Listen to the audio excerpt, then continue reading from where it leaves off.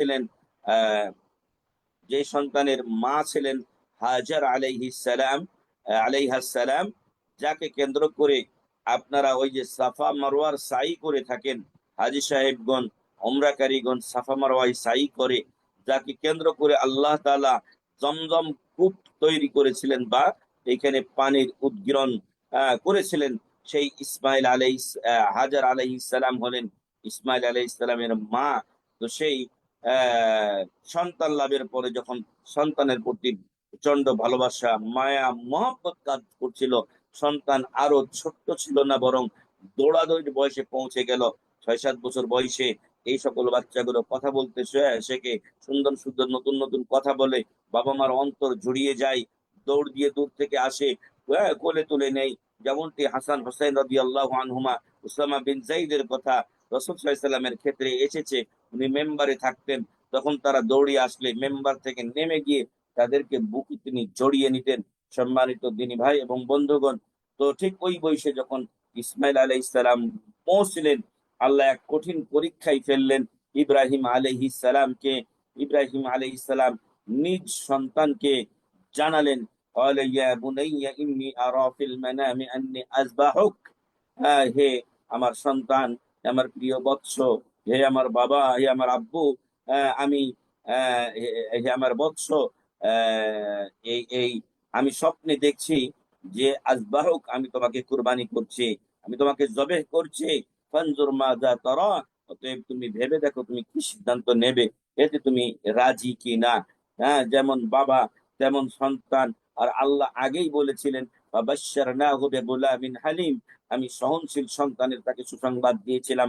সেই সহনশীলতার প্রমাণ দিয়ে ইসমাইল আলাইহিস সালাম সাথে সাথে উত্তর করলেন, ইয়া আবাতি ফাআল মা তু'মার সাতাজিদুনি ইনশাআল্লাহু মিনাস সাবিরিন।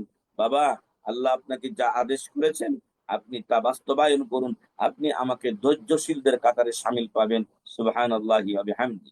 আমাদের সন্তানদেরকে আজকে হয়তো বললে বা আমাদেরকে বললে, আমাদের পিতামাতারা হয়তো আমরা হয়তো বলতাম বা আমাদের সন্তানরা বলতো যে বাবা ওসবের আমার দরকার নেই, আপনাকে আদেশ দিয়েছে আপনি কি করবেন ওইটা বুঝেন, আমার মরার দরকার নেই। কিন্তু না, আল্লাহ যে তাকে পরবর্তীতে নবুয়তের জন্য চয়ন করবে, এই জন্য আরেক নবী তার বাবা ইব্রাহিম আলাইহিস সালামের এই স্বপ্ন মনে রাখা উচিত যে নবীগণের স্বপ্ন হলো ওহী, নবীগণের স্বপ্ন হলো ওহী, আর আমাদের স্বপ্ন ওহী নয়। আমি একটা বই অনুবাদ করেছি হমদ বিন আব্দুল্লাহ তুয়াইজিরি রাহিমাহুল্লাহ, তো তাবলিগ জামাত সম্পর্কে। সেখানে তাবলিগ জামাতের 4-5 জন ব্যক্তি একবার তারা স্বপ্নে দেখে যে নিজ সন্তানকে কুরবানি করছে, স্বপ্নে দেখে নিজ সন্তানকে কুরবানি করতে, সকালবেলা উঠে সন্তানদেরকে কুরবানি করতে নিয়ে যায় এবং তারা জবে করে। আর পরে পুলিশ এসে তাদেরকে অ্যারেস্ট করে নিজ সন্তান জবে করার অপরাধে। তো সম্মানিত দিনী ভাইগুণ, আসলে এটা মূর্খতা কাজ করেছে। নবীদের স্বপ্ন ওহী, কিন্তু আমাদের স্বপ্ন ওহী নয়। শয়তানের পক্ষ থেকে আপনার এটা হয়েছে, কারণ মানুষ নিজ সন্তানকে বা অপরকে অন্যায় ভাবে হত্যা করতে পারে না। এবং নিজের যে স্বপ্নটা, এটার উপরে ভিত্তি করে কোন শরীয়ত আপনার রচিত হতে পারে না, বিশেষ করে আমরা সাধারণ মানুষের স্বপ্নের উপর ভিত্তি করে। যাই হোক, ইব্রাহিম আলাইহিসসালাম উদ্যত হলেন ইসমাইল আলাইহিসসালামকে কুরবানি করার জন্য। তখন মহান রব্বুল আলামিন আকাশ থেকে ডেকে বললেন, ওয়ানাদাইনাহু আইয়া ইব্রাহিম قد صدقت الرؤيا إنا كذلك نجزي المحسنين। হে ইব্রাহিম আলাইহিস সালাম, আপনি আপনার স্বপ্নকে বাস্তবে রূপান্তরিত করেছেন। আমি এভাবেই যারা মুহসিন, নেককার, পরেজগার, সৎ ব্যক্তি তাদেরকে প্রতিদান দেই। আল্লাহ তাআলা জিবরিল মারফত একটা দুম্বা ইসমাইল আলাইহিস সালামের স্থানে নিয়ে আসলেন এবং ইসমাইলের পরিবর্তে সেখানে দুম্বা কুরবানি হলো। এবং আল্লাহ তাআলা বলছেন যে ওয়াতারাকনা আলাইহি ফিল আখিরিন, আমি এই কুরবানিকে ওয়াতারাকনা আলাইহি ফিল আখিরিন, আমি এই কুরবানিকে পরবর্তীদের জন্য রেখে দিলাম। সালামুন আলা ইব্রাহিম, ইব্রাহিমের উপরে শান্তি বর্ষিত হোক। কাযালিকা নাজিল মুহসিনিন, এভাবে প্রতিদান দিয়ে থাকি আমি নেককারদেরকে। ইন্নাহু মিন ইবাদিনাল মুমিনিন, তিনি আমার মুমিন বান্দাদের অন্তর্ভুক্ত ছিলেন। ফলে এই হচ্ছে আহ কুরবানির ইতিহাস, যে সন্তান কুরবানির ইতিহাস থেকে আমাদের জন্য এই পশু কুরবানির বিধান রাখা হয়েছে। দুঃখজনক হলো সত্য, আজকে যদি আমাদেরকে সন্তান কুরবানি করতে বলা হতো তাহলে আমরা কজন করতাম? আমাদের কন্যা, ছেলে তো ছেলেই, কন্যা সন্তানকেও যদি কুরবানি করতে বলা হতো আমরা কি পারতাম? আমরা পারতাম না। আর দুঃখজনকের উপরে দুঃখজনক একটি বিষয় হচ্ছে যে অথচ সেই স্থানে আমরা একটা পশু কুরবানি করব, যার গোস্তও খাওয়া আমাদের জন্য হালাল করে দেওয়া হয়েছে, কিন্তু আমরা সেটাকেও নিরঙ্কুশ ও খাঁটি ভাবে অনেক সময় আল্লাহর জন্য করতে পারি না। অনেক সময় আমাদের অন্তরে গোস্ত খাওয়ার নিয়ত চলে আসে না, এমনটি যদি হয় তাহলে কুরবানি কবুল হবে না, বরং এটা গোস্ত খাওয়া হবে। আল্লাহ তাআলা বলছেন, লা ইয়ানালাল্লাহা লুহুমুহা ওয়ালা দিমাউহা ওয়ালাকিন ইয়ানালুহুত তাকওয়া মিনকুম। আল্লাহর কাছে কুরবানির গোশত রক্ত পৌঁছে না, তাকওয়া পরহেজগারিতা আল্লাহ দেখেন। ইন্নাল্লাহা লা ইয়ানজুরু ইলা সুওয়ারিকুম ওয়ালা ইলা আজসামিকুম। আল্লাহ তার চেহারা কত সুন্দর, তার দেহ কত লম্বা ও সুঠাম, এটা আল্লাহ দেখেন না। আল্লাহ ওয়ালাকিন ইয়ানজুরু ইলা কুলুবিকুম ওয়া আমালিকুম। মহান রব্বুল আলামিন আমাদের অন্তর দেখেন এবং আমাদের আমল দেখেন।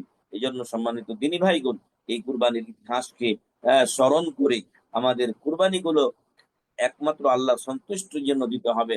প্রয়োজনে যদি এমনটি হয় যে গরিব বেশি, তাহলে আমরা যাদেরকে আমরা আমাদের পাড়া প্রতিবেশী গরিব আত্মীয় স্বজন যারা বিশেষ করে পাঁচ ওয়াক্ত নামাজি মানুষ,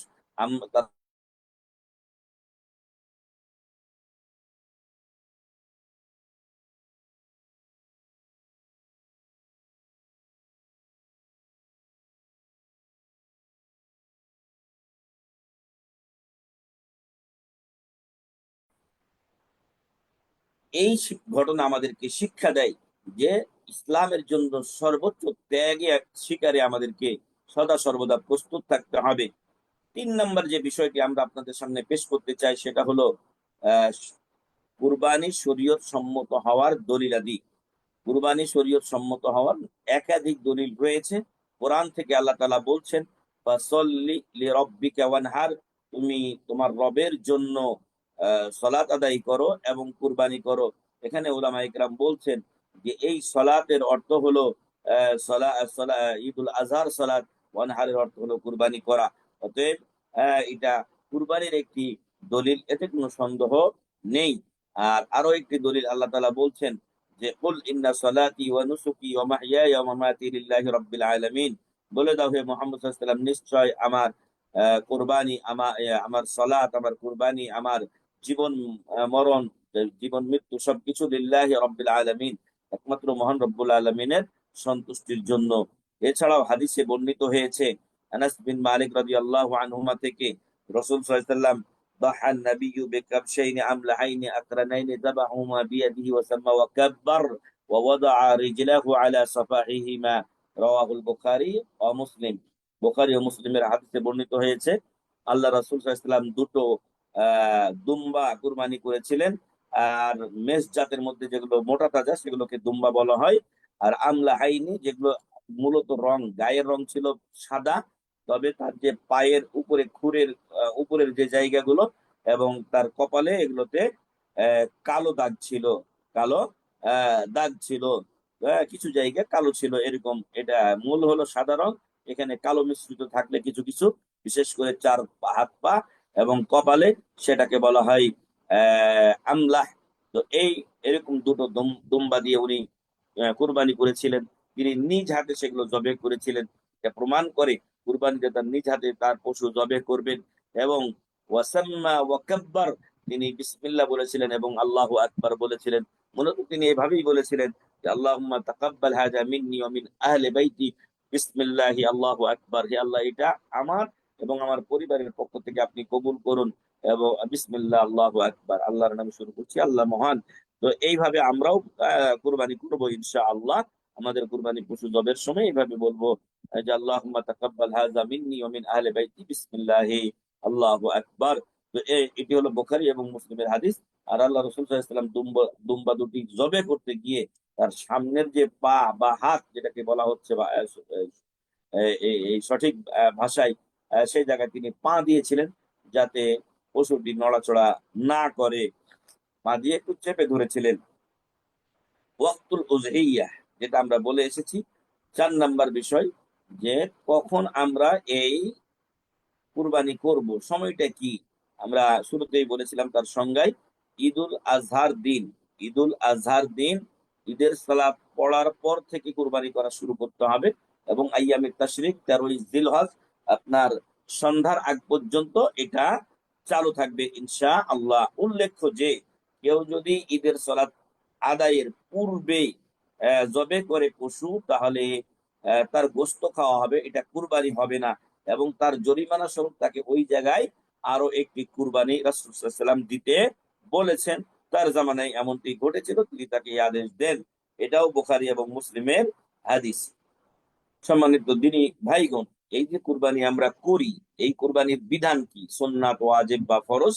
তো এই ক্ষেত্রে জমহুর উলামা ইকরাম, অধিকাংশ উলামা ইকরামের মত হচ্ছে কুরবানি সুন্নাতে মুআক্কাদা, কুরবানি সুন্নাতে মুআক্কাদা। আর কেউ কেউ এটাকে ওয়াজিব বলেছেন, কারণ রাসূল সাল্লাল্লাহু আলাইহি ওয়াসাল্লাম একটি হাদিসে বলেছেন যে মান ওয়াজাদা সাআতান ফালাম ইউদাহি ফালা ইয়াকরাবান্না মুসাল্লানা, যাদের সামর্থ্য থাকা সত্ত্বেও কুরবানি করে না, তারা যেন আমাদের ঈদগাহের কাছেও না আসে। এজন্য প্রচলিত আমাদের হানাফি সমাজে এটা ওয়াজিব হিসেবেই তারা পালন করে থাকে। এবং একটি বিষয় এখানে উল্লেখ্য যে তারা কুরবানি ওয়াজিব হওয়ার জন্য নেসাব পরিমাণ সম্পদের মালিক হওয়ার একটা শর্ত আরোপ করে দেয়, যা তাদের ব্যক্তিগত শর্ত। এটা ঠিক নয়, কারণ কুরবানি করতে অত বেশি টাকা লাগে না। বাংলাদেশি টাকায় 15,000 টাকা হলে একটা ছাগল মোটামুটি পাওয়া যায়, একটা ভাগাও দেওয়া যায়। তো এই জন্য এই শর্তারোপ এটা ঠিক নয়। আর কারো যদি সামর্থ্য থাকে আহ, তাহলে সে কুরবানি দেবে। আর যদি এমনটি হয় যে ঋণ করে আমি কুরবানি দিতে পারছি, আর ওই ঋণ পরিশোধের ব্যবস্থা আমার আছে, তাহলে ঋণ করে হলেও ইবনে উসাইমিন রাহিমাহুল্লাহ বলছেন যে কুরবানি করা উচিত। আর যদি ঋণ পরিশোধের ব্যবস্থাটা তার না থাকে, ঋণ করলে আরো সে স্থায়ী ঋণী হয়ে যাবে, তাহলে তার কুরবানি দেওয়ার প্রয়োজন নেই। অন্য ভাই ভাই এবং মুসলিমগণ যেই কুরবানি দেন, তখন তাকে যে গোশত দেওয়া হবে তিনি সেটা থেকে উপকৃত হবেন ইনশাআল্লাহ। তাহলে কুরবানির বিধানটা সুন্নাতে মুআক্কাদা, এটাই হলো সবচেয়ে অগ্রাধিকার যোগ্য। আর যারা ওয়াজিব বলেছেন সেটাও একটা মত আছে, কেউ কেউ এটা বলছেন, তবে তার থেকে এটার মত শক্তিশালী। আর তার জন্য অন্যতম একটা দলিল হচ্ছে যে রাসূল সাল্লাল্লাহু আলাইহি সাল্লাম বলছেন যে যখন তোমাদের কেউ আহ এই জিলহজ মাসের প্রথম দশক আসে এবং তোমাদের কেউ কুরবানি করার ইচ্ছা পোষণ করে, তো এই যে ইচ্ছা পোষণ করা, এখানে কিন্তু আবশ্যিক কোন শব্দ লাগানো হয় নাই। যদি এরকম শব্দ ব্যবহৃত হতো, তাহলে সেটাকে জমহুর কিন্তু ওয়াজিবই বলতেন। সম্মানিত দিনী ভাইগণ, 5 নম্বর যে বিষয়টা, মৃত ব্যক্তির পক্ষ থেকে কুরবানি করা যায় কিনা। আহ অনেকে নিজেদের কুরবানিটা মৃত ব্যক্তির পক্ষ থেকে করে, মানে বাবা মা মারা গেছে তাদের পক্ষ থেকে কুরবানি করে নিজেরাই সে গোশত খেয়ে নেন। তো এটা ঠিক নয়, লা আসলা লাহু, এর কোনো আসল নেই। তবে মৃত ব্যক্তির পক্ষ থেকে কুরবানির 3টি ধরন উল্লেখ করা হয়েছে। 1 নাম্বার হচ্ছে যে আপনি কুরবানি করছেন, আপনার কুরবানিতে আপনার মৃত বাবা মা বা দাদা দাদি নানা নানি তাদেরকে শেয়ার করতে পারেন, তারাও তখন সেখানে সওয়াব পাবেন ইনশাআল্লাহ। 2 নম্বরে যে আপনি মৃত ব্যক্তিদের ওসিয়ত অনুযায়ী, যদি কোনো ব্যক্তি ওসিয়ত করে থাকে যে আমার জন্য প্রতি বছর একটি কুরবানি তুমি করিও, তাহলে সেই ওসিয়ত বাস্তবায়নের জন্য সেই কুরবানিটি করা যায়। 3 নাম্বার হচ্ছে যে মৃত ব্যক্তির পক্ষ থেকে পরিপূর্ণরূপে আলাদাভাবে, সেপারেট ভাবে কুরবানি করা। তো এমনটি যদি করা হয়, তো এটার যদিও দলিল পাওয়া যায় না আলাদাভাবে কুরবানি করা মৃত ব্যক্তির পক্ষ থেকে, ওলামা ইকরাম এটাকে জায়েজ বলছেন, যেহেতু এটি একটি নেক কাজ, এমন কাজ যার মাধ্যমে আল্লাহর নৈকট্য হাসিল করা যায়। আমার যতটুকু মনে পড়ে, ইবনে মুবারক আব্দুল্লাহ ইবনে মুবারক রাহিমাহুল্লাহ বলছেন যে যদি কোনো ব্যক্তি মৃত আত্মীয় স্বজনের পক্ষ থেকে মুস্তাকিল আলাদা সেপারেট কুরবানি দিয়ে থাকে, তাহলে সেই গোশত সে খাবে না, সেই গোশত গরিব মিসকিনকে বিলিয়ে দেবে। এর বিনিময়ে মহান রব্বুল আলামিন তার আত্মীয় যিনি মারা গেছেন তাকে তাকে তাকে তাকে সওয়াব প্রদান করবেন। এরপরে 6 নাম্বার যে বিষয়টি, সেটি হলো যে শুরুতুল উযহিয়া। আমরা যেই পশুগুলো কুরবানি করি, এই পশুগুলোর মধ্যে বেশ কিছু শর্ত পূর্ণ হতে হবে, নতুবা কুরবানিটা আমাদের ঠিক হবে না, বা আল্লাহর কাছে গৃহীত হয়তো নাও হতে পারে। আর সেগুলোর মধ্যে একটা হলো যে এটা বাহিমাতুল আনআমের অন্তর্ভুক্ত হতে হবে। আল্লাহ তাআলা বলছেন যে ওয়ালিকুল্লি উম্মাতিন জাআলনা মানসাকান লিয়াযকুরু ইসমাল্লাহি আলা মা রাযাকাহুম মিন বাহিমাতিল আনআম, এবং আমি প্রত্যেক উম্মতের জন্য কুরবানির বিধান দিয়েছি যাতে করে তারা আল্লাহর নাম উল্লেখ করে তাদেরকে আল্লাহ তাআলা যা রিজিক দিয়েছেন সেটার উপরে মিন বাহিমাতিল আনআম, সেটা হলো এই চতুষ্পদ জন্তু সমূহের মধ্য থেকে যে রিজিকগুলো আমি তাদেরকে দিয়েছি। আর এই ক্ষেত্রে জমহুর বলছেন যে বাহিমাতুল আনআম দ্বারা কুরবানিতে উদ্দেশ্য হলো উট, আপনার গরু, মহিষ, ছাগল, ভেড়া, দুম্বা। ঘোড়া খাওয়া জায়েজ আছে কিন্তু ঘোড়া দিয়ে কুরবানি জায়েজ নেই। বন্য গাধা এটা গোস্ত খাওয়া জায়েজ কিন্তু সেটা দিয়ে কুরবানি জায়েজ নয়। এ হলো 1 নাম্বার শর্ত। 2 নাম্বার হচ্ছে যে নির্দিষ্ট বয়সের হতে হবে। আর এই ক্ষেত্রে আহ উটের জন্য 5 বছর, গরুর জন্য 2 বছর, এবং ভেড়া, দুম্বা ইত্যাদি সেগুলোর জন্য 1 বছর। একান্ত কোনো ব্যক্তি যদি তার কাছে কুরবানি না থাকে আর দুম্বা থাকে, মোটা তাজা হয় সেটি, তাহলে 6 মাসের হলেও সেটা জায়েজ, 6 বছরের থেকে কম হলেও সেটা জায়েজ হবে, শুধু ওই ব্যক্তির জন্য যার এটা ছাড়া আর কোনো উপায় নেই। 3 নাম্বার হচ্ছে যে আমাদের কুরবানির পশুগুলো যাবতীয় ত্রুটি থেকে মুক্ত হতে হবে, বিশেষত কানা, ন্যাংড়া, শিং ভাঙ্গা, তারপরে আপনার অতি দুর্বল, এরকম যেন না হয়, বরং হৃষ্টপুষ্ট মোটা তাজা যেন হয় আমাদের কুরবানি গুলো। 4র্থ নাম্বার শর্ত হচ্ছে নিজের মালিকানাধীন পশু কুরবানি দিতে হবে। অন্যের পশু ধরে নিয়ে এসে কুরবানি দিলে হবে না, বরং এটা খেয়ানত এবং আত্মসাতের অন্তর্ভুক্ত হবে। 5ম নাম্বার বা 5 নাম্বার শর্ত হচ্ছে আল্লাহ ইয়াতাআল্লাকা বিহা হাক্কুল লিল গায়রি ফালা তাসিহু তাযহিয়াতু বিল মারহুম। এই কুরবানি পশুর সাথে অন্যের হক যেন সংশ্লিষ্ট না থাকে। আপনি কাউকে একটা গরু বা ছাগল তাকে লালন পালন করতে দিয়েছিলেন এই শর্তে যে এটা যখন দাম বাড়বে অর্ধেক লাভ আপনার, অর্ধেক লাভ তার, তো আপনি নিয়ে চলে আসলেন, তার লভ্যাংশ তাকে দিলেন না, এমনটি করা যাবে না। অবশ্যই আপনাকে সেই লভ্যাংশ তাকে দিয়ে পূর্ণ পশু আপনার নিয়ন্ত্রণে নিতে হবে। এছাড়া অনেকেই হয়তো গরু বা ছাগল এরকম, ভেড়া, দুম্বা ইত্যাদি এগুলো যদি বন্ধক রাখে আপনার কাছে, তখন আপনি এটা দিয়ে কুরবানি করতে পারবেন না। 6 নাম্বার শর্ত হচ্ছে যে আইয়ুদাহিয়া ফিল ওয়াক্তিল মুআদ্দাদ, নির্দিষ্ট সময়ে কুরবানির যে নির্দিষ্ট সময়, ঈদের পর থেকে নিয়ে ঈদুল আজহার এই আইয়ামে তাশরিকের শেষ দিন 13 জিলহজের সন্ধ্যার আগ পর্যন্ত কুরবানি আমাদেরকে করতে হবে। এবং এই সময়গুলোর দিনে কুরবানি করা উত্তম, রাত্রেও জায়েজ আছে। মানে এখন তো দেখা যায় আমাদের বাংলাদেশের অবস্থা আপনারা জানেন, এই কুরবানি সময় যে ঈদের ছুটি হবে, এতে করে অসংখ্য মানুষ তারা অনেক কষ্ট করে, যেহেতু বেশিরভাগ মানুষ ঢাকাতে থাকে, আর এই ঢাকা থেকে মানুষ যখন বের হয়ে যায় তখন অনেক জ্যাম হয়ে যায় রাস্তায়। কেউ হয়তো 6-7 ঘন্টার রাস্তা, 8 ঘন্টার রাস্তা তারা হয়তো একদিন, 1.5 দিন, 2 দিন পর্যন্ত লেগে যায়। আল্লাহ এবারের ঈদ যাত্রাকে সবার জন্য সহজ করে দিন, আল্লাহুম্মা আমিন। তো আহ, আহ, রাতের বেলা গিয়ে যদি কেউ কুরবানি করে সেটাও জায়েজ আছে। কুরবানির মধ্যে কোন ধরনের পশু কুরবানি দেওয়া উত্তম? 1 নম্বরে উত্তম হচ্ছে উট, তারপরে গরু, তারপরে আপনার আহ, দুম্বা, তারপরে আপনার ছাগল, তারপরে আপনার উটের 7 ভাগের 1 ভাগ, এরপরে গরুর 7 ভাগের 1 ভাগ।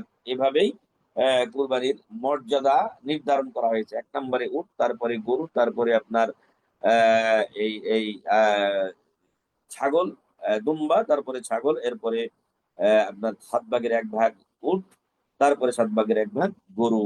তো একটা ভাগার থেকে অবশ্যই সেই ভাগা যত বড় হোক না কেন, যত বড় গরুই হোক না কেন, উট হোক না কেন, একটা ভাগার থেকে একটা ছাগল বা দুম্বা উত্তম, কারণ এতে পরিপূর্ণ একটি জীবন আল্লাহ রাস্তায় কুরবানি করা হয়। আর আহ এই কুরবানি পশুগুলো যেন ত্রুটি থেকে মুক্ত হয় এবং হৃষ্টপুষ্ট মোটা তাজা হয়।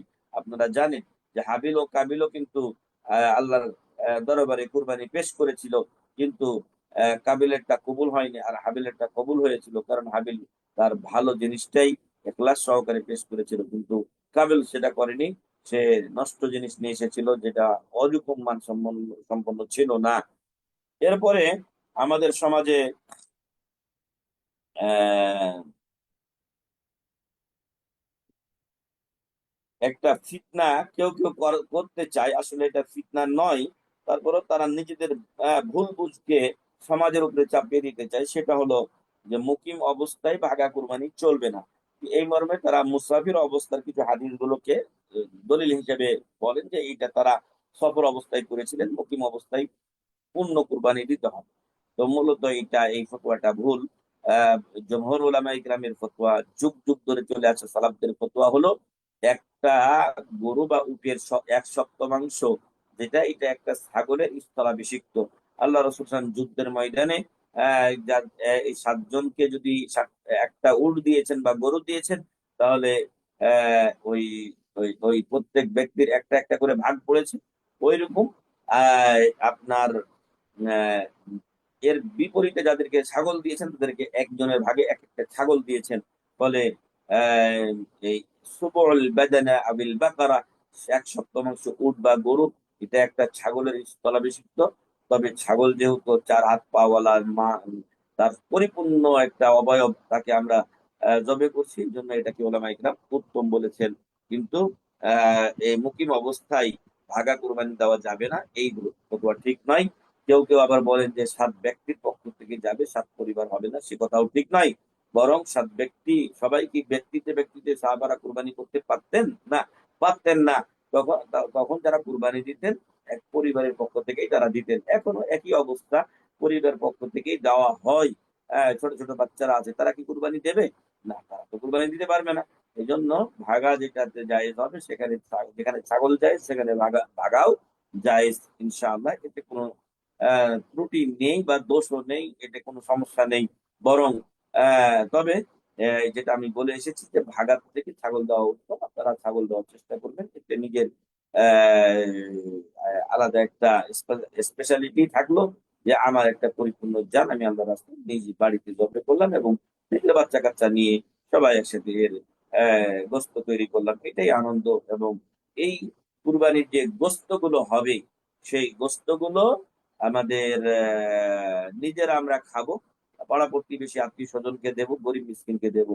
এভাবেই কোরআনে বলা হয়েছে। আল্লাহ তাআলা এক আয়াতে বলছেন, ফাকুলু মিনহা ওয়া আতইমুল বাইসাল ফাকির, তোমরা এই থেকে খাও এবং যারা দরিদ্র মানুষ আছে, হয়তো দরিদ্র, তাদেরকে তোমরা খাওয়াও। অন্য জায়গায় তিনি বলছেন, ফাকুলু মিনহা ওয়া আতইমুল কানিআ ওয়াল মু'তার, তোমরা নিজেরা খাও এবং যারা চাই তাদেরকে দাও, আর যারা চাই না কিন্তু আশেপাশে ঘোরাঘুরি করে, যাতে আপনি তাকে দেন, এটা সে চাই।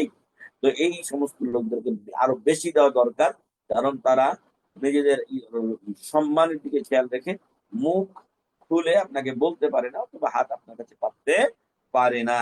তো এই বিষয়গুলো আমরা খেয়াল রাখবো ইনশাআল্লাহ। আর যে সমস্ত ভাই ও বোনেরা যাদের পক্ষ থেকে সরাসরি কুরবানি হয়, মানে বাড়ির মালিক যিনি, যার পক্ষ থেকে কুরবানি হচ্ছে, তিনি আহ দিলহজ মাসের 1 তারিখ থেকে নিয়ে 1 তারিখ আসার আগে নখ চুল কেটে নেবেন। আর কুরবানি করার পরে তারপর তিনি নখ চুল কাটবেন। এর মধ্যখানে কাটবেন না, যদি কেউ কাটে গুনাহগার হবে। এখন কেউ যদি মধ্যখানে কুরবানি করার নিয়ত করে, 5 দিন যাওয়ার পরে নিয়তটা হয়েছে, তো টাকা ছিল না, টাকার ব্যবস্থা হয়েছে, তাহলে ওই দিন থেকেই তিনি নখ চুল কাটা বন্ধ রাখবেন। এই ঈদের পশু জবে করার না পর্যন্ত, জবে করার পরে তারপর নখ চুল কাটবেন। তো এই হচ্ছে কথা। ঈদুল আজহার একটি সুন্নাহ বা নিয়ম হলো না খেয়ে ঈদুল আজহাতে যাওয়া এবং ফিরে এসে দ্রুত পশু জবে করে সেটার কলিজা দিয়ে অথবা সেটা দিয়ে আহার করা। আর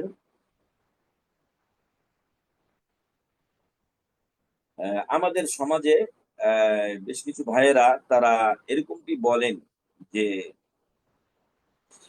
7 ভাগা জায়েজ, এর চাইতে কম জায়েজ নয়। এই মশলাটিও ভুল। 7 ভাগা সর্বোচ্চ 7 পর্যন্ত শরিক হতে পারবে। যদি 6 হয় আরো ভালো, 6-এর পরে আরো যত ভাগা কমবে তত বেশি কুরবানির মর্যাদা বাড়বে। এই জন্য 2 জন মিলে, 3 জন মিলে, 4 জন মিলে, 5 জন মিলে, 6 জন মিলে কুরবানি দিলেও জায়েজ আছে, এবং সর্বোচ্চ সংখ্যাটি হলো 7। এর বেশি আর জায়েজ নেই বা হবে না তখন আর। এই জন্য এই 7-এর কমেও ভাগা জায়েজ আছে। আর 7 জনই করতে হবে এমনটিও নয়। আমাদের কেউ কেউ এমনটি বলেন যে 7 ভাগা কুরবানি দিতে হবে, এবং এটাকে আপনি নিজ বাড়ি থেকে একটা কুরবানি দিচ্ছেন, কিন্তু এটাকে নাকি 7 জনের পক্ষ থেকে আলাদা আলাদা করতে হবে। আপনার মা, আপনার বাবা, আপনার ছেলে, আপনি নিজে, এইভাবে আলাদা আলাদা করে তারা ভাগ করতে বলছেন। এটা আসলে কোনো প্রয়োজন নেই, কোনো প্রয়োজন নেই। বরং একাই একটা আপনি কুরবানি দেবেন, এবং আপনিও আপনার পরিবার এবং আপনার মৃত আত্মীয়স্বজনকে শেয়ার করবেন, কোনো সমস্যা নেই ইনশাআল্লাহ। তো মহান রব্বুল আলামিন যেন আমাদেরকে এই আহ উযহিয়া বা কুরবানির মাসাইল গুলো ভালোভাবে জেনে সেইভাবে যেন আমাদেরকে কুরবানি করার তৌফিক দান করেন, আল্লাহুম্মা আমিন। যদি কোনো ভাই আমাদের এখানে যারা আছেন বা যারা অন্য সময়ে আমাদের এইগুলো অনলাইনের মাধ্যমে শুনবেন, তাদের যদি এরকম সামর্থ্য থাকে যে কুরবানি করে গরিব মিসকিনদের মাঝে বিতরণ করে দেবেন, তাহলে সেটা আপনারা নিজ এলাকায় বিশেষভাবে করতে পারেন। প্রত্যেকের নিজ নিজ এলাকা, গ্রাম এলাকা আছে, বা হয়তো অনেকের আত্মীয় স্বজন আছে, সেইখানে একটা হয়তো ছাগল জবে করলেন, জবে করার পরে সেইটা আপনি গরিব যারা আছে, বিশেষ করে নামাজি ব্যক্তিরা যারা কুরবানি দিতে পারেননি, তাদের কাছে মাঝে আপনি বন্টন করে দিতে পারেন। তো মহান রব্বুল আলামিন যেন আপনাদের আমাদের সবাইকে ভালো রাখেন, হেফাজতে রাখেন, আল্লাহুম্মা আমিন। এবং সবাইকে ঈদের অগ্রিম শুভেচ্ছা রইলো, এবং সাথে সাথে আল্লাহ যেন আমাদের সবাইকে যেই ভাবে আমরা মাসাইল গুলো পড়লাম সেইগুলোর উপরে আমল করার তৌফিক দান করেন, আল্লাহুম্মা আমিন। জিলহজ মাসের প্রথম দশক চলছে, এখন বেশি বেশি তাকবীর পাঠ করতে হবে আমাদের সবাইকে। আল্লাহু আকবার, আল্লাহু আকবার, আল্লাহু আকবার, আল্লাহু আকবার, লা ইলাহা ইল্লাল্লাহু, আল্লাহু আকবার, আল্লাহু আকবার, ওয়ালিল্লাহিল হামদ। ইবনে ওমর এবং বেলাল রাদিয়াল্লাহু আনহু বা আবু হুরায়রা রাদিয়াল্লাহু আনহু তারা বাজারে গিয়ে জোরে জোরে পড়তেন, যাতে তাদের শুনে শুনে অন্য লোকেরাও পড়তো। এজন্য আমরা এই সুন্নাহকে পুনরুজ্জীবিত করব ইনশাআল্লাহ। আপনারা নিয়মিত এই এই তাকবীর পাঠ করবেন এবং অন্যদেরকে উৎসাহিত করবেন। আল্লাহু আকবার, আল্লাহু আকবার, লা ইলাহা ইল্লাল্লাহু, আল্লাহু আকবার, আল্লাহু আকবার, লা ইলাহা ইল্লাল্লাহু, আল্লাহু আকবার, আল্লাহু আকবার, লা ইলাহা ইল্লাল্লাহু, আল্লাহু আকবার, আল্লাহু আকবার, ওয়ালিল্লাহিল হামদ। আল্লাহু আকবার কাবীরা ওয়ালহামদুলিল্লাহি কাসীরা ওয়া সুবহানাল্লাহি বুকরাতান ওয়া আসীলা।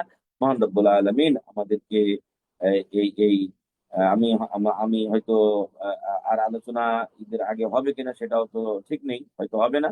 তো বিশেষভাবে আমি সব ভাইদেরকে অনুরোধ করব, আরাফার দিবসের রোজা যেদিন হাজীগণ আরাফায় অবস্থান করেন সেদিন রাখতে ভুলবেন না ইনশাআল্লাহ। অনেকেই ৯ জিলহজ বলছেন, আসলে ৯ জিলহজ যেদিন আমাদের বিশেষ করে বাংলাদেশীদের হয়, সেই দিন হাজীগণ আর আরাফায় থাকেন না, তারা চলে আসেন মিনাতে। এজন্য ওলামায়ে কেরাম, মুহাক্কিক ওলামায়ে কেরাম তারা বলছেন সাওমি ইয়াউমি আরাফা বলা হয়েছে, অথবা সিয়ামু ইয়াউমি আরাফা বলা হয়েছে।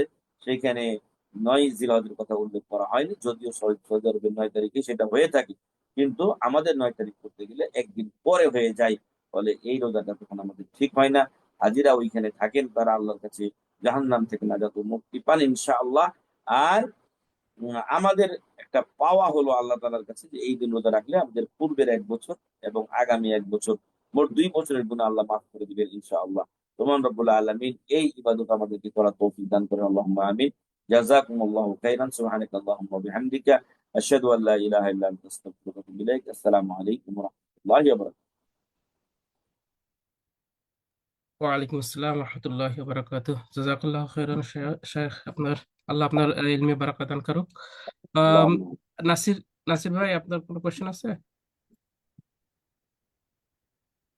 আসসালামু আলাইকুম রহমতুল্লাহ, নাসির ভাই। আসসালামু আলাইকুম। ওয়ালাইকুম ওয়ালাইকুম আসসালাম। আসসালাম ওয়া রাহমাতুল্লাহ। জি শেখ, নাসির আমার ভাই প্রশ্নে বলেন। কেমন আছেন শেখ? আলহামদুলিল্লাহ।